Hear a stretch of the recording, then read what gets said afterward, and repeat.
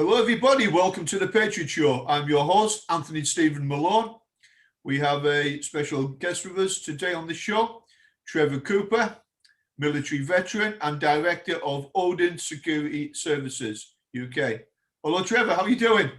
Yeah, not too bad. Thanks, Anth. How are you? I'm good, mate. I'm good. Thank you for coming on my show. My viewers will find this to be a very interesting and very informative interview because I've known Trevor for a lot of years. Hi, Trev. People who don't know you, can you give us a little bit about your background before you joined the army?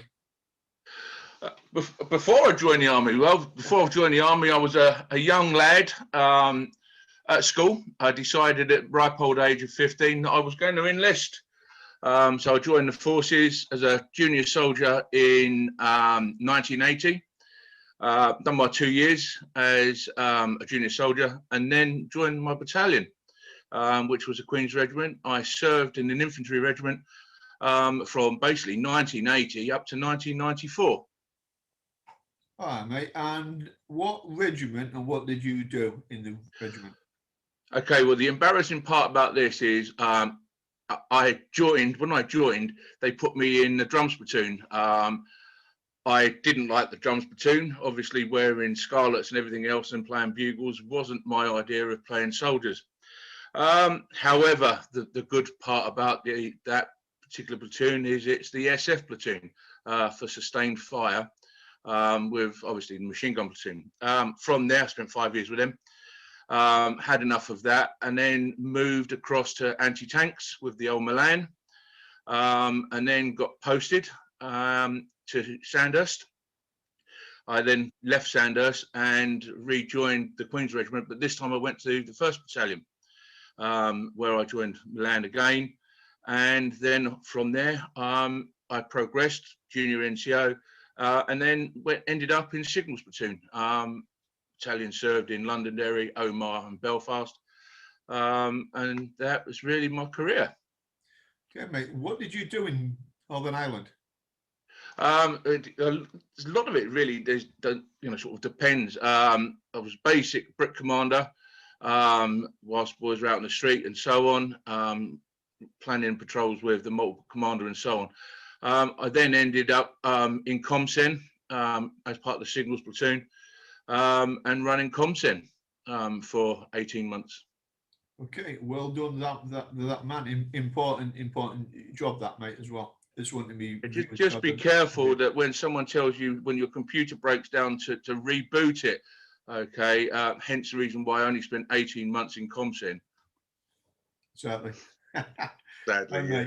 What was your transition like from civilian street or from military into civilian street? God, really difficult. I've been married basically 9.5 years whilst I was serving. And within a month of leaving the forces, I ended up being divorced. Trying to find a home for us to sort of settle down into was even hard. We ended up in a council house. Very difficult. No one wanted you. The questions that I was being asked at job interviews: what's it like to blow up a tank? Did you kill anybody? All the normal crap that comes with it. So I decided to go self-employed. Okay, and what did you do at that point? I ended up out in Africa, Uganda, for 3 years.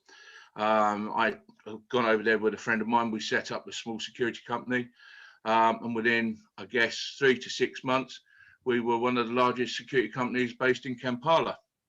After that, I sold my shares, came back to the UK, and then worked as a low-level bodyguard for a while, and then ended up back in Africa. Okay, mate. You're quite a humble man. I actually know you as a very good friend of mine. When you say low-level bodyguard, you actually weren't. You've taken care of some very prominent VIPs and celebrities. Just wanted to slip that one in there, mate. Okay. Yeah, I spent 18 months on the road with Kim Mazel doing a UK and European tour. I was asked to join the Spice Girls team, I did for about 3 weeks. I think that's really all I lasted for, with all the bitching that goes on between the groups and so on. I got fed up with it and then decided I'm going to take this up to the next level. Yeah. Okay, mate. Well done. You also run Odin Security, which obviously is operational, but you run training courses as well. We do, yeah. We're a QualSafe approved first aid training centre. At the particular moment, we're also moving over from Pearson's to SFJ awards, so we can run the security related courses, close protection, door supervisor, static guarding, and also so we can be able to train a trainer as such. So young guys that have got the experience working in security that want to go to the next level, we basically run the trainer courses for that, including the level 3 education and training, conflict management trainer, and physical intervention trainer. So if anyone needs any training, security training or personnel training, I recommend Trevor Cooper and Odin Security. The link to the company will be at the bottom of the interview as well. Right, now this is where it gets a little bit interesting. You met me in London.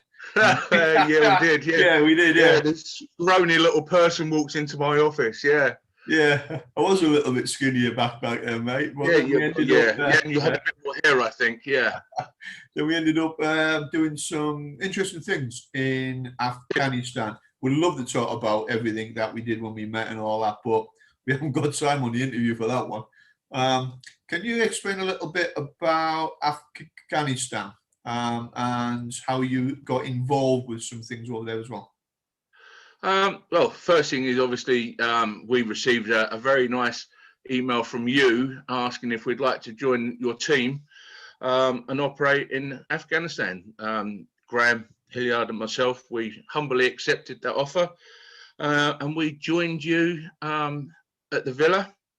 From there, we obviously were doing things like security training or preparing to run security courses, running intelligence and so on.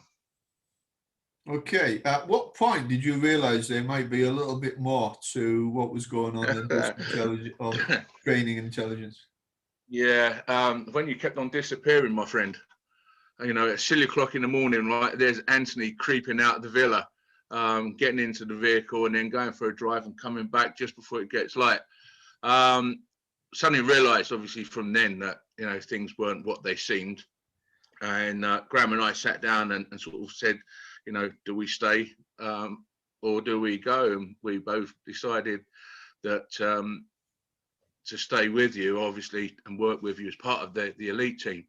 And I think what made our day was the day that you brought all the weapons in and hid them under our beds. You know, so, you know, we wake up to find, you know, Dragunov and AKs and all sorts under the bed for us to play with. That was, I think, was the turning point that we decided, hell yeah, we're staying here. Okay, mate. Yeah, that was an unusual time. We kept it quiet at that point because obviously working with American intelligence and the FBI as well, we didn't want to advertise that. So we were very careful of who knew about it at that time because of what we were working on.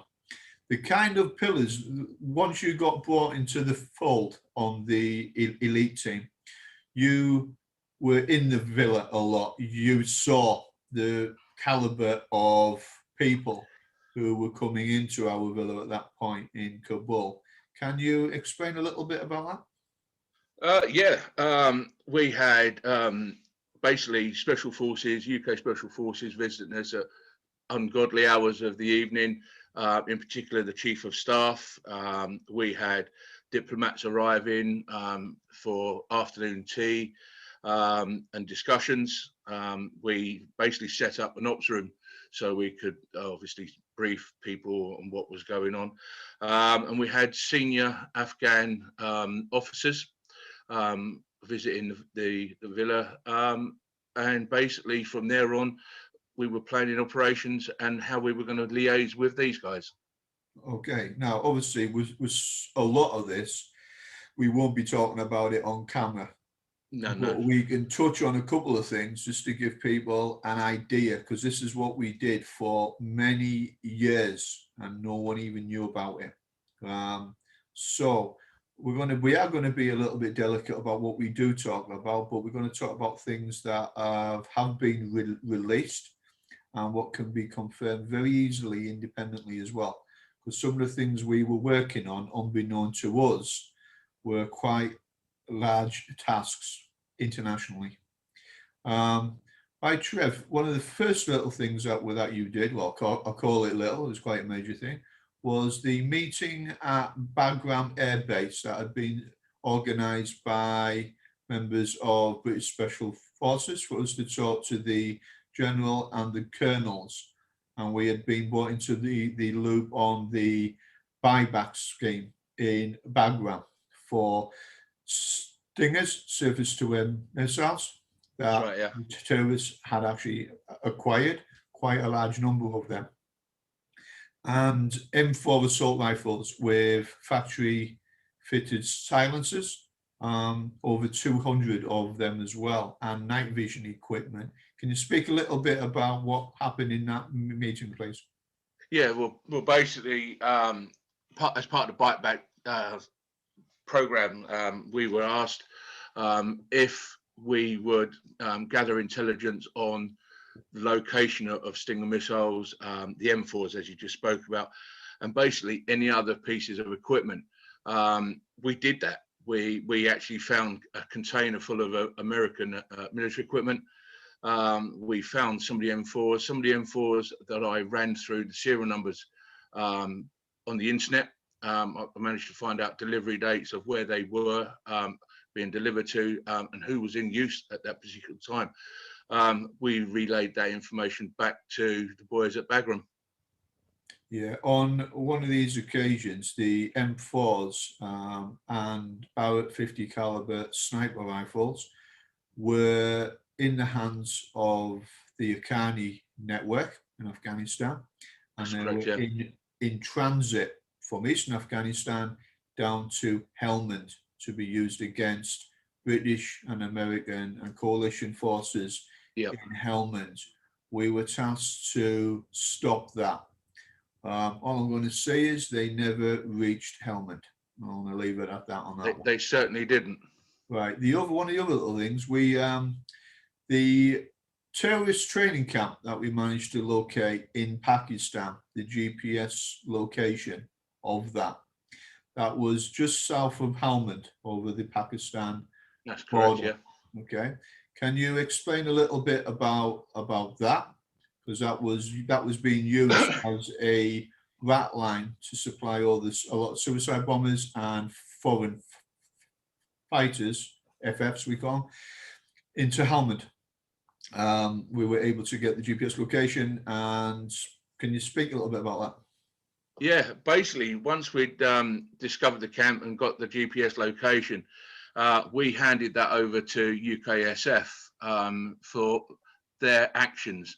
They actioned it, and the camp was later destroyed. I met the chief of staff of the team back here in the UK, up in Hereford. We had a coffee, and we was told that the camp was destroyed. They dropped 2 500-pound bombs, and a job well done and a thank you. At least I had the courtesy to pay for the coffee. Exactly, mate. You got a free cup of coffee. You took a free coffee, yeah. You got a free cup of Absolutely. coffee. I'd just like to say on this one as well, because this is a question I have been asked quite recently. Did we receive payment for any of the work that we did? No, mate, we never. Yeah, I'm going to go on record and say, no, we did not receive payment. Was payment offered? Yes, it was. But we refused the payment for the work that we did, because that would have, in my turn and the team's perspective, that would have been unethical. We did, however, receive a small amount of expenses, which the Americans helped to cover as well. So I just wanted to make that point very clear there. This was voluntary work, because we were doing a lot of other things in the Middle East at this time. Well, we had bigger pictures, didn't we? You know, to become one of the main training providers as well over there. Yeah. So we were using that to get the foot in the door as such. So yeah, I mean, no, I can confirm we never got paid. Good. Just want people to understand that. Obviously, some of the computer equipment and comms equipment and the weaponry, all that was supplied anyway for us by the Americans. Right.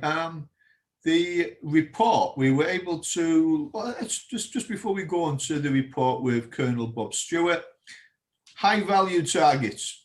Speak about that. We found 2 of them, unsuspectedly, that, a very small team that we were managed to find Mullah Omar and Hekmatia Kabadian, who were both, I think, valued around about $12 million each.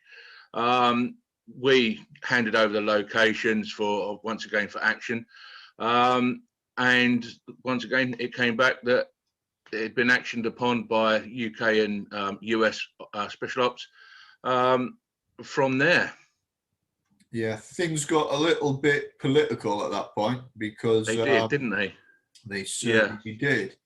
Yeah, a lot of that we can't talk about. But no, I wish we could. What I'm going to say, because I can actually say this, is that finding the bad guys wasn't the difficult part.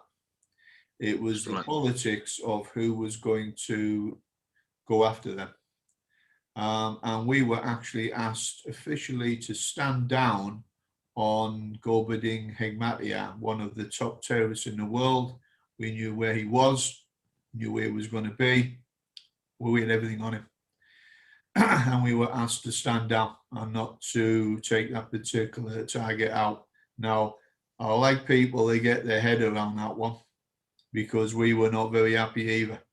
But we got a visit and we were asked to stand down because there was bigger things in play at that point, which we didn't have a problem with. At least people had the courtesy to explain why.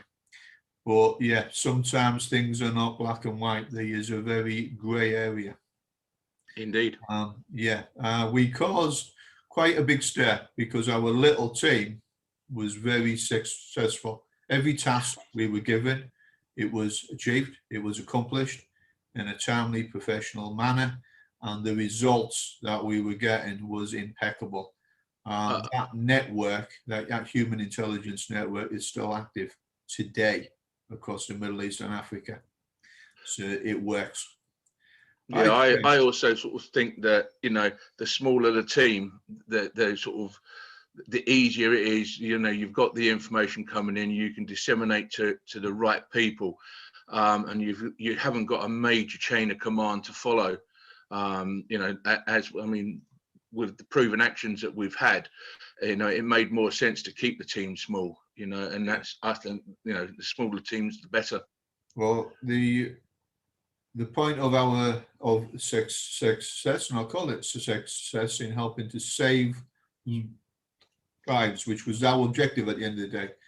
Yeah. Save the lives of American, British, and coalition forces in Afghanistan and stop terrorist attacks. Started off as a little project, ended up being huge, and it ended up being a lot more outside of the Middle East than just in the Middle East as well. We weren't expecting it to grow exponentially because it wasn't what we were thinking of, but it did. Wasn't the plan, was it? Yeah. My friends in America saw what we were doing, saw the results that we were doing. Then all of a sudden we started talking to brigadier generals, people, directors of agencies. We were receiving some very high level taskings to the point of I actually received, personally and my team, official top cover from the American establishment as well. So the British government could never turn around to us and try and charge us for being terrorists, because we were moving in some very senior, unusual circles to gain a lot of the information, again, to save lives. So that's why I was never charged under the Terrorism Act, because I had official top cover.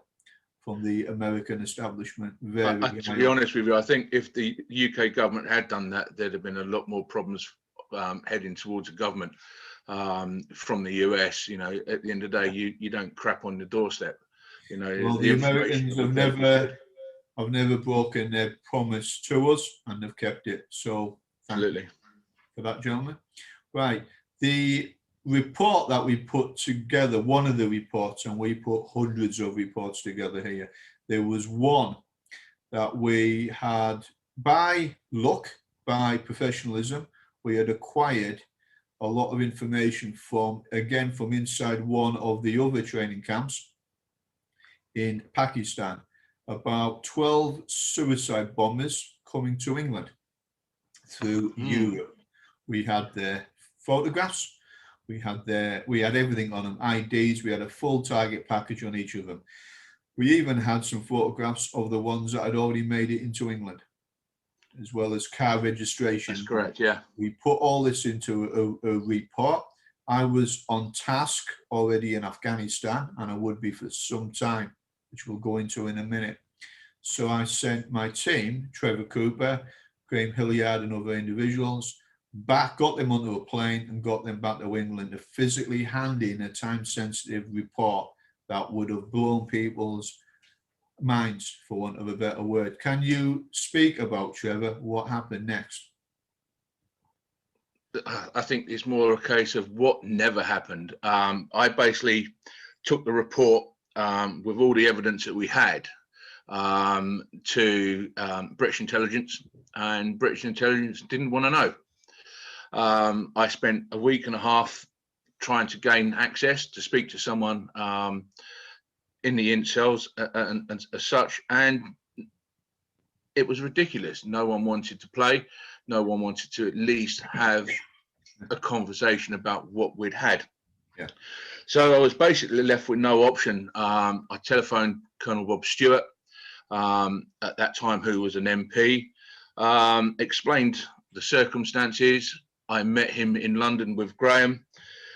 He then frog marched us, after reading the report, straight into MOD, where we spent an entire day being debriefed and given the information over. You know, the targets that we had were confirmed. We had the names, we had the passport details, passport numbers, we had contact telephone numbers of those already here in the UK, even copies of the visa application forms for the company that was bringing these guys across. So it was very hard work trying to get someone to actually sit down and believe what we were trying to do. You know, and it took, obviously, Colonel Bob Stewart sat down, being an ex-army himself. The fact that no one wanted to know was quite disappointing, you know, and I can't understand why, when someone turns up and says, I've got this piece of information, why no one wanted it. At one point, I spoke to Metropolitan Police Counter-Terrorism Unit, and they took one small page from the report, and that was it. Never heard anything, was not asked to attend another interview. So, as I said, we're left with no option but to speak to Bob Stewart, who basically got us in, debriefed us, handed over the information. Yeah, I want people to get their head around that. I'm going to give you an example of this one. The Manchester Ariana Grande concert as well. British intelligence were aware of those individuals involved in that attack. Before the attack, they were fully aware of it, and the British intelligence have already admitted that. There's already been a huge investigation into that. But what we're talking about here happened before even that. So the seeds had been planted that things were not right anyway. I can categorically tell you right now on this interview, this won't be happening again. All right, people are never going to be turned away when they're trying to hand over information. It can't be. You can't turn away people that, you know, whether it's valid information or bull. You know, at the end of the day, if it's information, it's got to be looked at. Doesn't matter where it's come from. It needs to be looked at. Yeah. Well, that is now the case now. After the incident with yourself, Colonel Bob Stewart, and the Manchester suicide bombing, yeah, the whole intel establishment got turned onto its head. Basically told to get a grip, and if people are trying to hand information over, or you have information, you act on it, because politicalization of intelligence is wrong. People die. Manchester is an example of that. Okay? Absolutely. When people risk their lives to get information and get it back to this country to hand it in to save lives, yeah. So I'm glad that that lesson's been learned. I do already have an interview recorded with a member of the counter-terrorism team who was involved in an operation linked to the intelligence that we handed in, and arrests were made, and the suicide bombers were stopped as well on that one. So thank you to the people who I personally know who helped to intervene and help get that sorted out, including Colonel Bob Stewart as well. A no-nonsense, straight-talking guy. He's a friend of ours, good man. Okay, we need more people like him. Now, on that one, after that report went in as well, mate, you were approached, because at this point I was working, I can say this now, I was working undercover in Afghanistan, maximum security prison, to get close to Salahuddin. Salahuddin is now the head Taliban in charge of operations for the whole of the Taliban in Afghanistan. He is now the head of the Haqqani network, the head of a terrorist organization. I spent nearly 3 years, 24/7, with Salahuddin and his entire crew and operation. At one point, I was actually part of the Haqqani network, middle management or higher. I'm not going to discuss any more of that. Now, Trevor, you're back in England, mate. I'm in a jail in Afghanistan with a beard, wearing the all Arabic clothing. Explain to me what happened next. Well, I was basically approached by USN from London.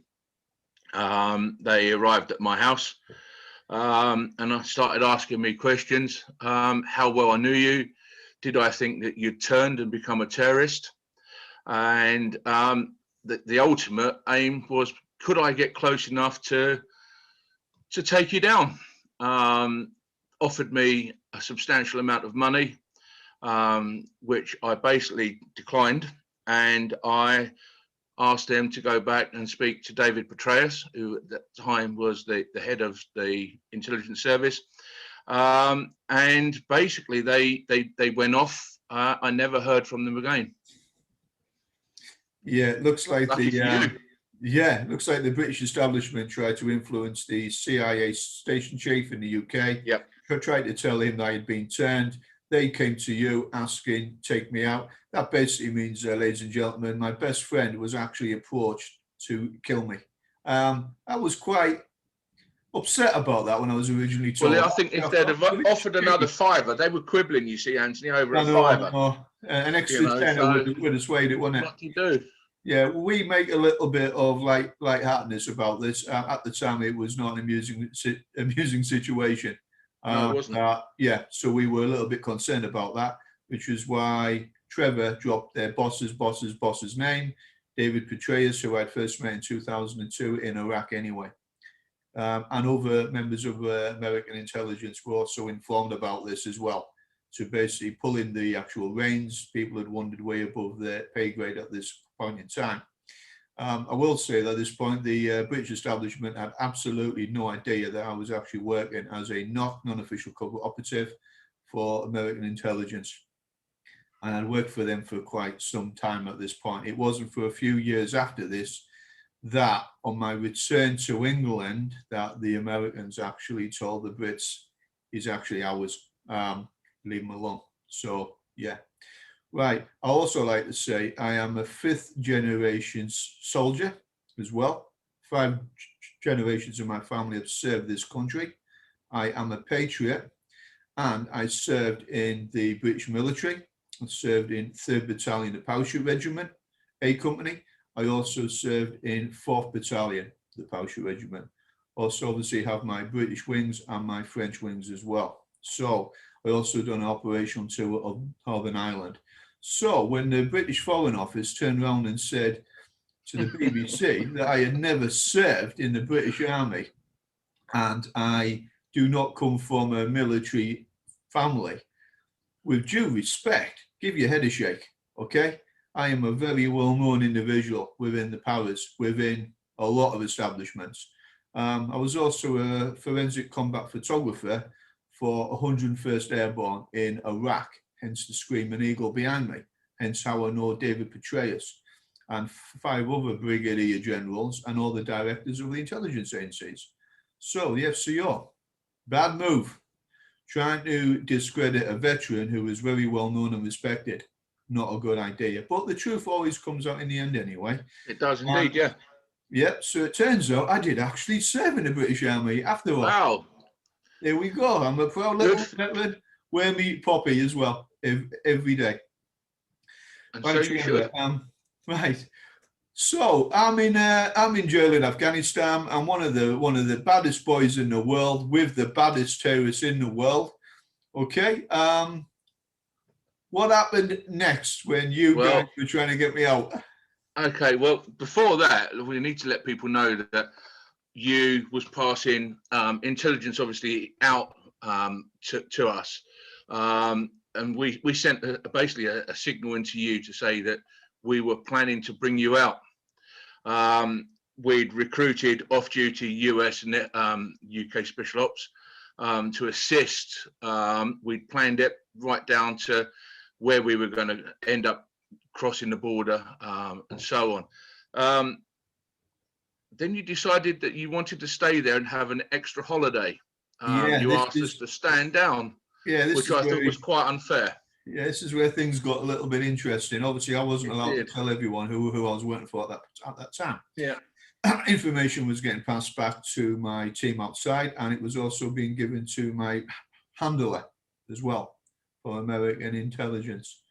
So, as it stands, I was not many people knew I was a NOC, non-official cover operative, passing information back of high value information and targets. And we were finding where the locations of the IED factories were, the pipelines, the suicide bombers going into Helmand and Eastern Afghanistan, where obviously 101st Airborne were at that time, and the Patriot Regiment and the Royal Marines and other regiments of the British Army were down in Helmand. So we were every day inside was a day of being able to gain access to information, pass that information back. A lot of people have asked how the hell did I manage to do that? Well, I did end off. We done it very unorthodoxly to become one of them in their eyes. All right.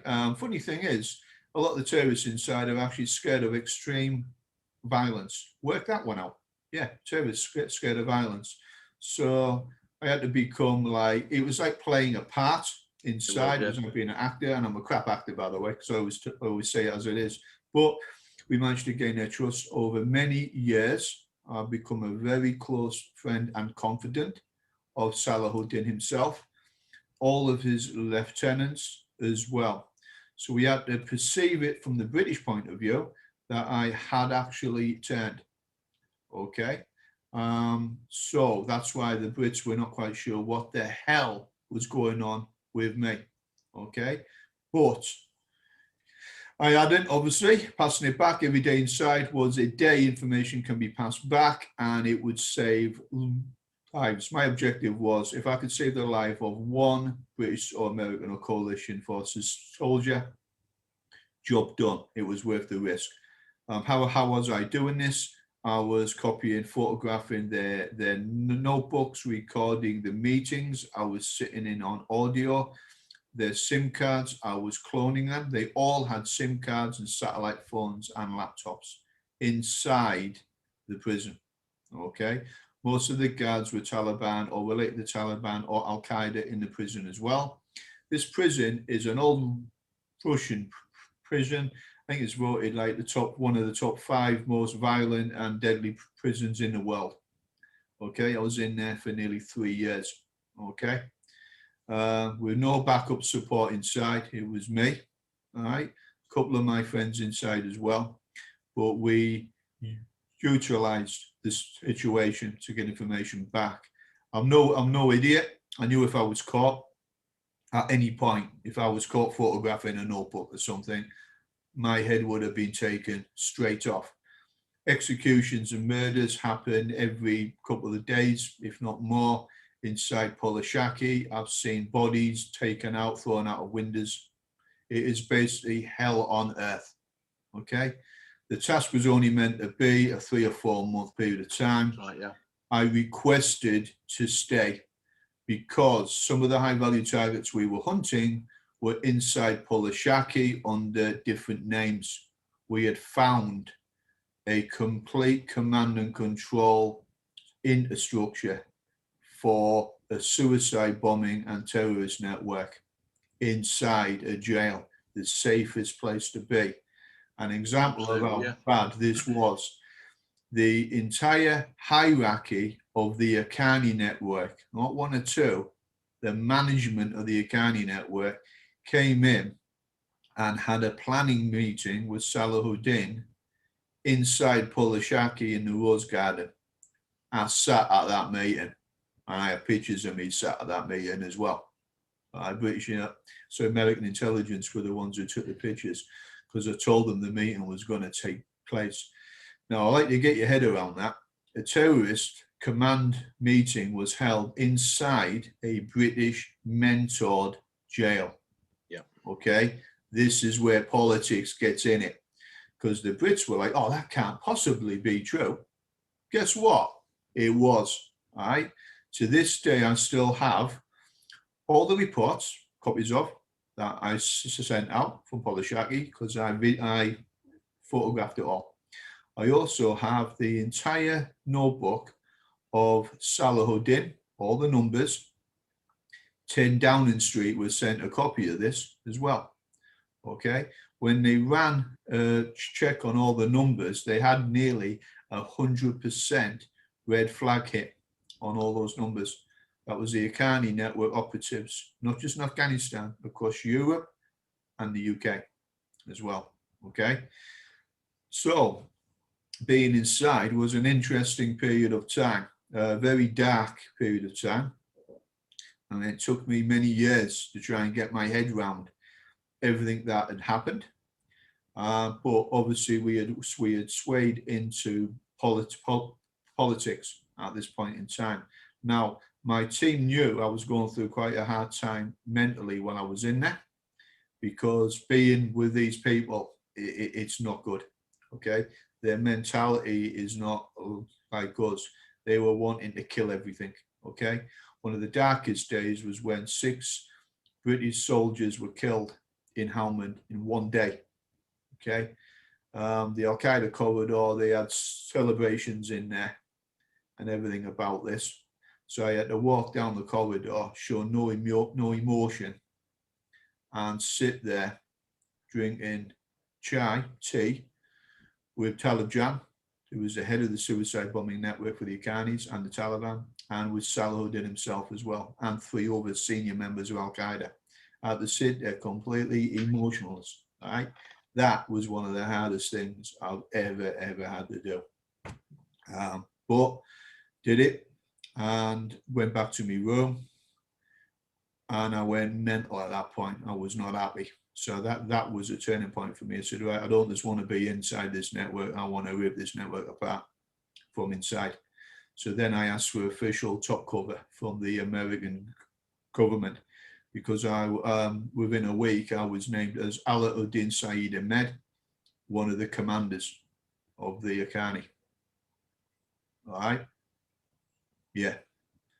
All right. So I can say that, and there's nothing the Brits can do about it, because I have official top cover. Okay. Remember that. Right. My team wanted to come and get me out at this point. They had a helicopter, we had snipers, we had APCs, we had all singing, all dancing. The one thing they never expected was for me to stand the team down, because I went, don't come in, I'm going to stay. At that point, two things they were thinking. Anth has lost the plot here completely, all right? But they went, he's too precise. I'm always 20 steps ahead. Everyone who knows me knows how I am. So when he's obviously working here. So obviously then I had to have a chat with Trevor and say, I can't say who I'm working for, mate, at this point, but I think you might have worked it out. We are doing some good things here. And if it costs me my life being in here, then so be it. But the risk and the benefit of the intelligence we were getting out was incredible. Some of the sources, senior sources within American intelligence, have put it very conservatively that we managed to stop over 100 attacks from being in there. That's 100 lives saved. That's one person per attack. Some of the attacks were massive that they actually had planned. So job done, and that was it. I'd just like to say thank you to Trevor, Graham, Hilliard, the rest of the team, and the rest of the boys as well, who we can't name because they're actually still serving at the moment, but they were willing to risk everything there and their careers to come and get me out of there. But thank you very much, and I hope my actions and I hope my resolve and getting the job done has made you guys proud to be part of it as well.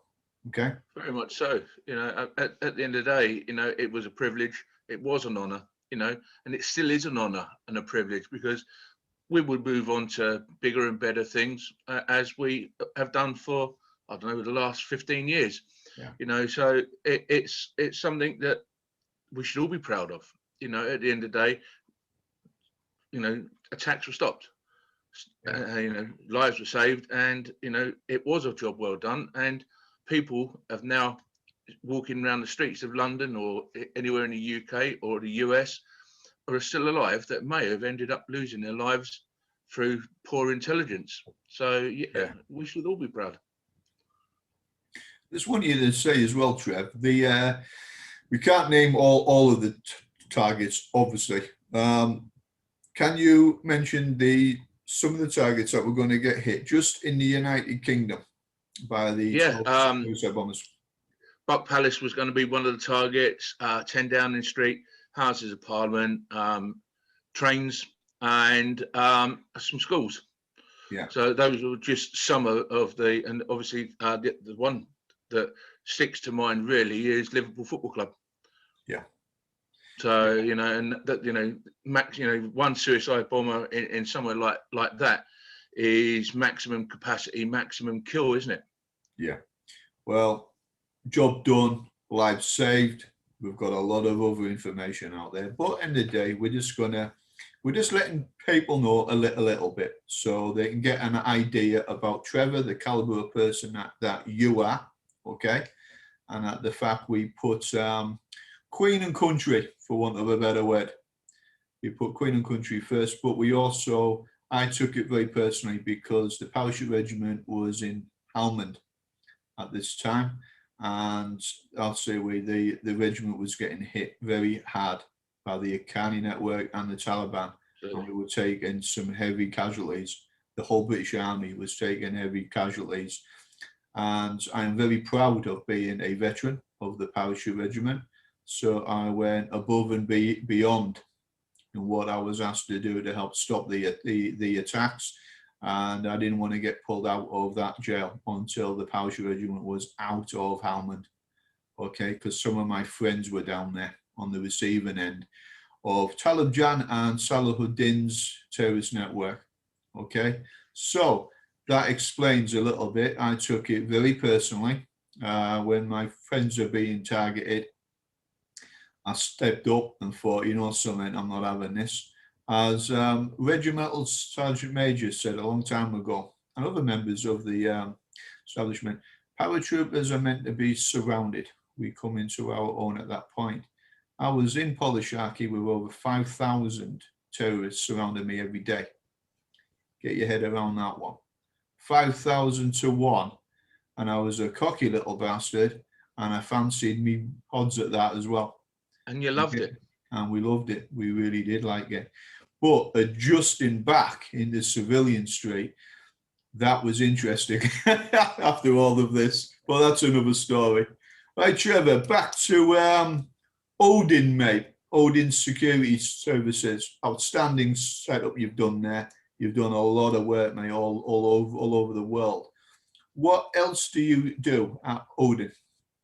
Well, basically, we'll go into a country and carry out a threat, a risk analysis for a business who potentially wants to set up. We basically would just go in, write up the reports, come back, give a presentation on the findings, bring the evidence back to obviously indicate what we found. We basically will provide close protection officers. We have great links in Africa, Uganda, Nigeria, Sierra Leone.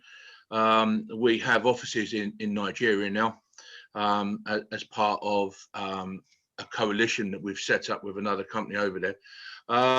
And obviously with my experience in Uganda and Nigeria, I spent 3 years in Nigeria as well.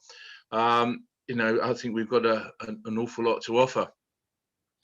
Okay, yeah, well, you do. You also do intelligence reports, business reports for traveling. We do indeed, yeah. Businesses as well, all over the world. So if there's any companies and businesses out there that I think are operating in hostile environments, there's a lot of good companies out there. A lot of people that have got good information.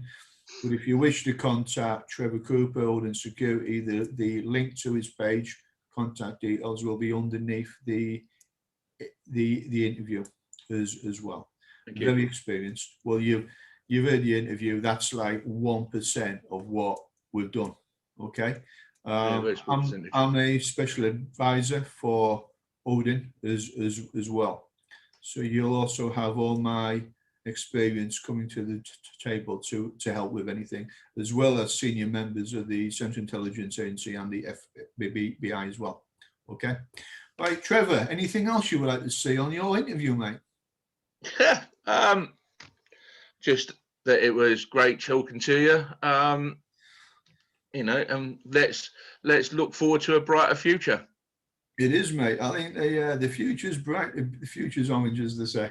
Nah, it's all good, mate. It's been an absolute pleasure having you on the show. It's been a long time coming. I wanted to do this interview because credit where credit is due. I would not be here today alive if it wasn't for the likes of yourself, mate. And I'm so happy you never took the money from American intelligence to kill me. That was a like I said, mate. They quibbled over a $5. Well, I've been told as well. I've got a bottle of bourbon that's going to come, mate, at some point to say thank you as well, mate. But well, if anyone's offering, I wouldn't mind. Jack Daniels, maybe from 1963, would be ideal. Yeah, we've been invited for drinks, mate. I'm just going to leave it at that as a thank you. No worries. Okay, soldier, you take care of yourself, Trevor. And you, thanks very much. Have a good one. As always. Right, everybody. Hope you enjoyed the interview. Hope it was informative. I hope it explained a few things as well, because sometimes the world can be a bit of a strange place at the best of times. But enjoy. Catch you on the next show and stay safe as well. Take care, everybody. Goodbye.